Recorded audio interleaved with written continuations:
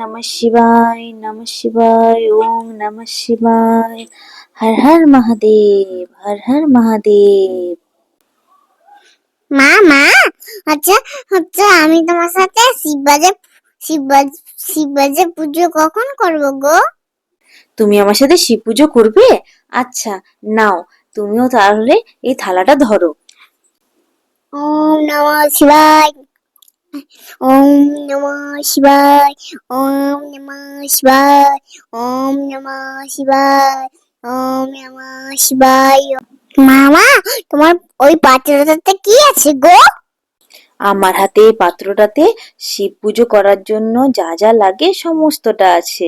এটাতে দুধ, গঙ্গা জল, ঘি, মধু সব একসাথে আমি মিশিয়ে এনেছি, যেটা শিব বাবার মাথায় এবার ঢালবো।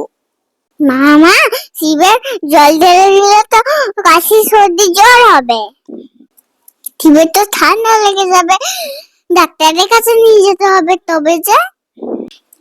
আরে না না, ঠান্ডা লাগবে না গো। এইভাবেই তো শিব পুজো করতে হয়। তুমিও তো আমার সাথে শিব পুজো করতে এসছো, তাই না?